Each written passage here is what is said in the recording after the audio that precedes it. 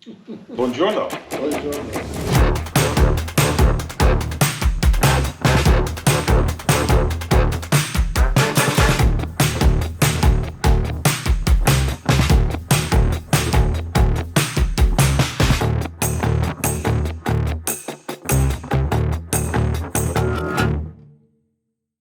Good morning, Gary. Good morning, Gerald. I hope you had a nice trip here to Berlin. I did, thank you. You've been most hospitable as well. Okay. Thank you very much. What are we going to talk about today?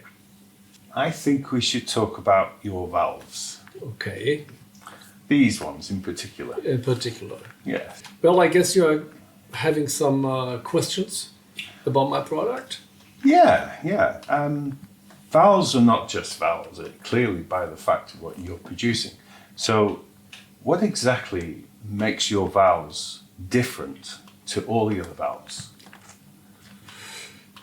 Well, I think first of all, it's the way they look, the way they are designed. Yeah, I've been told they look quite military style. Yeah, I love that. I love that, yeah. Yeah, I think most of the guys love them as well, and the women. Yeah, then furthermore, we're using excellent high quality raw materials. Mm-hmm. And the third point is that we're working with very, very small tolerances. Yeah. So this actually makes our valves to last very, very long. Yeah, that's actually very important. From my point of view, as a cavediver, instructor, somebody who likes going out on expeditions and exploring. So what I really want is equipment that I feel safe with. I need to rely on my equipment. We've got our own training, but what we need to be sure of is that wherever we go, our equipment's going to work, it's going to last. We don't want any nasty surprises on the day. Yes. So can you tell me what in particular about the materials you use that makes it last for so much longer? Yeah. The Americans would call the brass we use a military grade material. Okay. Sure. Yeah, but it's not actually no secret, but our alloy contains a lot more copper than regular brass. Mm-hmm. It contains zinc. And instead of lead, it contains about 3% silicone plus a small portion of phosphor. Okay. So basically removing the lead and I've got a little bit of a chemical background myself, but so removing the lead, which is quite soft, you've got a stronger material, which is the silicon, and it's also got like graphite kind of capabilities as well. So it's kind of smooth at the same time. Yes. So you've got hard and smooth. Hard and smooth, that's correct. And, but it's a material that is very critical when you are machining it because it's heating up real quick. Mm-hmm. And opposite to the tolerances I already mentioned that are very small, we have very high tolerances that we have to stay with when we are cutting threads. That's quite typical of German engineering, I believe. Yeah? I don't know. Definitely so. And it's very obvious. I mean, I actually use your valves, and I've been using them for over 2 years now. So when I'm using them, I can feel the lack that tolerance. So it's so tight but smooth. In fact, I can actually say that normally when pressures drop in a cylinder, the valve becomes much more easier to turn. But at the start of the dive, when you've got the highest pressure in, it's actually just as easy to turn. So it's super smooth, super nice. Mm. It's not too easy to turn that it would accidentally go and move on it all on its own without very little effort. But what it does do is just provide a significant amount of turning ability, but it's just smooth and nice. Yeah. I like that. Thank you. One of the other things I'd like to mention about, which is one of the improvements that you've made on your valves, is that the ability to support higher pressures of oxygen running through your valve. So can you tell me more about that, please? We experienced that divers were using regular valves that were supposed to operate with air, also for oxygen, pure oxygen. And they are actually ignoring, or were ignoring, the standards that we have to use 100% pure oxygen only with M26 threads. Yeah. And so I made the decision to manufacture all valves that we sell 100% oxygen compatible. Yes. Of course, That makes perfect sense, by the way. this makes perfect sense, but of course, this counts only when a valve is brand new. Yeah. Once you contaminate it, then obviously it needs oxygen cleaning anyway. Yeah. But I think from that point of view, from a diving point of view, a lot of divers I know I've come across have actually expressed their concern about not sure whether they can use any amount of high-grade oxygen gas in their cylinders because they don't know enough about them or don't trust them. I think it's much nicer to know from our point of view that valves, cylinders, regulators are actually O2 compatible throughout without that problem of trying to decide what is or isn't. So Yes. I think that's a really, really good move there. Yeah. Thank you. Yeah. And one thing is very important. It's not only that we made the decision to use this particular materials to make it oxygen compatible. We have it also approved by BAM, by an institute here in Berlin. BAM, That yes. BAM, that who are testing the valves under operating conditions in different temperatures with different temperature Conditions. right. Environments. Environments, yes. So, in this testing process, we also found that it has been necessary to use two different materials for the two different pressures that diving gear is working with, up to 230 bars and up to 330 bars. Yeah. So we finally achieved certification Yeah. for 230 plus 330 bar operating pressure. Yeah, that's brilliant, and what a really good move just on the realms of keeping things safer, which keeps divers safer. So the improvements that you're making on the valves are just a massive plus for the whole industry. So thank you very much for that. The other thing that would be really interesting to talk about, which is part of what people are asking me, what's different about the valve on the inside? So it's kind of difficult for me to explain it, but now that you've got the actual parts with you here so we can demonstrate it, the difference between the typically older style or common style of valve spindle to the valve seat and your valve spindle to the valve seat. Could you explain a bit more about that, please, and why you did it? Well, I think everybody is familiar with the common way to make seats and Spade connection, yeah. and of course, if you're applying high torque, this Under pressure. seat, is a critical part. It may break. So I said to myself, well, why not just take an Miller hex inside and connect it with the Allen key or for sure. Allen key type of spindle. Yeah. We have tested this here at BAM, and you are able to apply 80% more torque to it than to a common spindle. For sure. And Yeah. again, my 80%, background, 80%. my background, believe it or not, being the mechanic and then engineer as yourself, basically when you try to use a flat screwdriver on a head, Yeah. it's a lot more temperamental than it would be to use an Allen key head.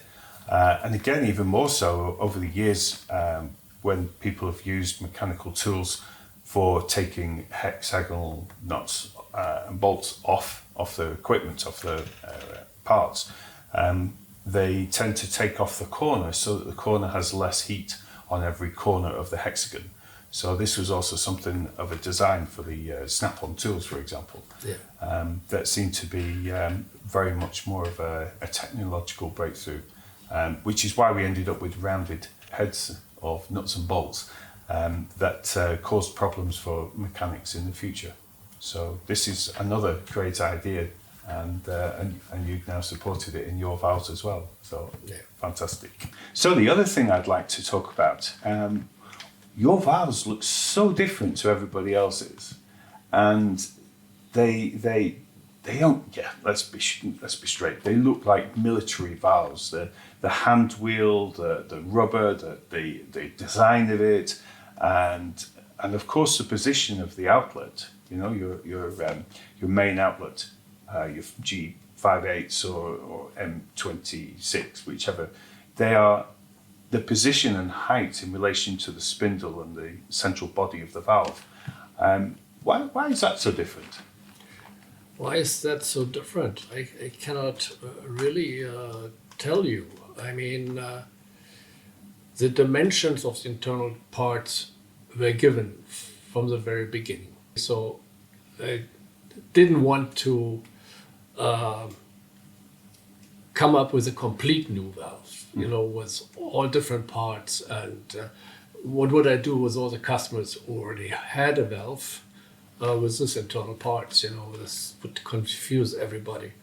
So I tried to make the best out of it, what I had, dimension-wise. But of course, if you want to sell a product and you give it or you hand it out to a customer, the haptic has to be okay. Yes. So he has to feel that, Feel well, the this difference. is Feel my the product. quality. I'm not going to give it away anymore. I want it. Yeah. And you can test yourself. Just take I've a done regular, okay. And a lot, of course, is helping our Pro line knob with the two rubber rings. Yeah. It's very comfortable to touch, and you have really good grip. Excellent grip. The ergonomics of that valve is super. I dive both rebreathers, side mount, back mount, and whenever we touch those valves, it's suddenly just got this beautiful tactile haptic touch that is definitive, and you don't accidentally slip with the other valves. Yeah. And again, the tolerances when you handle the valve, the tactile touch, that tolerance is much less movement when you come to turn your valve on and off. So excellent. So Gerald, when I received my valves from you 2 years ago, I got this rather weird looking contraption inside the component with the components. And I looked at it and I really had to ask you what it was. So let me just remind you. Okay. Here it is. What is this? I know what it is, but please tell me some more about it. That's a very, very simple. It's a microphone. Filter. It's a microfilter. It's a microfilter, yes. It actually, as the name is already telling you, it filters particles up to down 2 microns. 2 microns. 2 microns, or let's say 3 to 4 microns. So tell me what kind of micro particles that would well, in account. diving, it could be rust from a steel tank. Yeah. It could be aluminum oxide from an aluminum tank, which is also very critical regarding your health when you inhale that. Yeah. And Especially salt water. Especially salt water, yes. And of course, it prevents internal freezing, first of all, of your valve, and maybe of the first stage of your regulator. Okay, so not only are we able to manipulate a valve from a free-flowing regulator from the first stage to the second stage, but we're also helping it by way of putting a microfilter in there to stop the actual gas from freezing as it's leaving the tank under high flow and pressure. So let's say you are having moisture or even water inside the tank, which happens a lot. You will have, under very cold conditions, you will have this moisture or this water freeze inside your tank, but it won't get into your tube and clog it up. Yeah. It will form around the filter. You find ice block around the filter element. But because the surface of this filter is this large, all the gas, the breathing gas, will go through it, and you will be able to continue breathing without any extra or additional resistance. Yeah. So the airflow or the gas flow will not be blocked.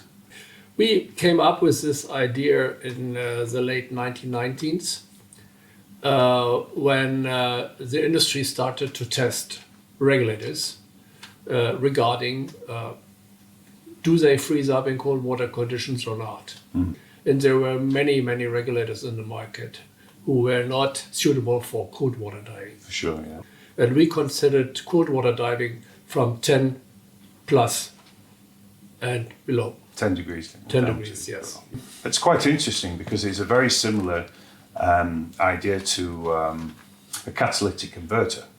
So the actual surface area, if you were to lay it out of a catalytic converter, roughly equates to about the size of a football pitch because of the extreme amount of surface area that you get from every small part of that catalytic converter if it was ironed out onto a floor flat. And this is what you're saying, I believe, the same idea with the microfilter, that such a micro surface area, when laid out, gives you a much, much bigger space. So it allows more gas to come through and protection. So you get such a massive protection from inside the cylinder before it actually leaves and goes into the first stage. Yeah, that's correct, yes. Yeah. Okay.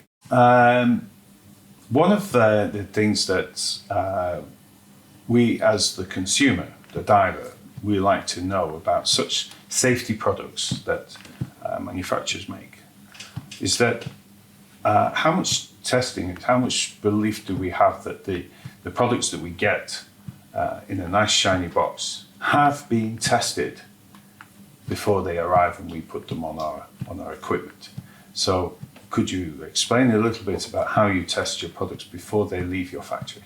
Well, here at our factory, it's mandatory that we test each valve. And testing procedures we established are that, first of all, we do an external testing. What we call external testing is that we close the outlet and slowly increase the pressure from, let's say, 10 bars to 300 bars, and monitor if the body is okay. Because sometimes you can have foldings in the material and a valve can explode. And after a valve passed this test, we do the internal testing. That means we are opening the valve again and closing the seat and monitor if the seat is working all right. That's actually the test procedure. Yeah, cool. And all valves are tested, highest pressure test pressure is 300 to 330 bar. Gerald, Yes. I'm sure everybody watching this has been dying to see what is inside this case. Shall we let them find out? Okay, we let them know now. Come on. Okay. Oh, there's a pink valve knob. I wonder where that appeared from. That's mine. Okay, let's go and have a look at these. Okay, so what do we have here? So for starters, we have the standard valve, which is absolutely beautiful ergonomically and visually. It's a stunning piece of kit. Here it is. You have your opening here, which is going to attach directly onto your manifold, like so. It's almost like putting a rifle together. So, and then you have obviously the other valve that fits onto the other side to complete the manifold. Okay, so if you don't want to have the manifold, and particularly when you're diving with such configurations as I do, chopping and changing between various parts, we then fit the blanking plug in here, which is completely secure, 2 O-rings, and then the cap over the top, which is completely independent from the rest of the parts. So that continues to wind on. We also have the ability then, let's look at the other parts here. And if you did find it slightly difficult to remove these with wet hands, if, for example, that would be the case, you could then use this part and screw it inside here and pull it out like so. It's quite a clever little piece of engineering going on there, I might add.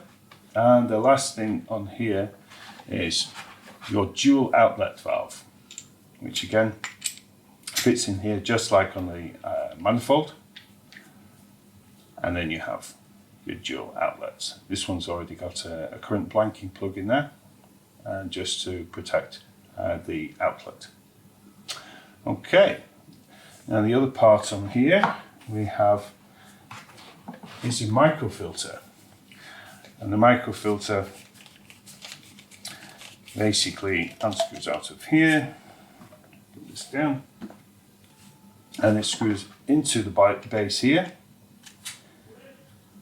obviously tightened with the right torque fitting settings, and screwed into the bottom here, and that would sit inside your tank.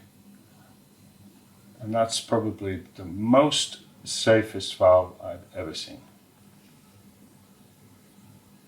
Well done, Gerald. Thank you. Thank you for this compliment.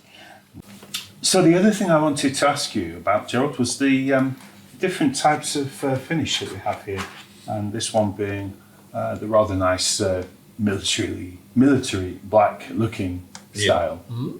So tell us about that. Well, it's a special anodizing process, and it's handmade. And because it has to be handmade, it's very, very time consuming and expensive. Mm-hmm. We have average lead time to do this job on this products for about 2 months. 2 months, yeah. Wow. That's a significant spend. So people need to get them booked in advance. Well, in advance. So this is the black chrome. That's and black then we also chrome, have the silver chrome as well. Right. We are going to market it as Apex. Mm-hmm. Manifold set. APEX. APEX. Well, like the name says, it's top of the notch. Yeah, definitely top of the notch.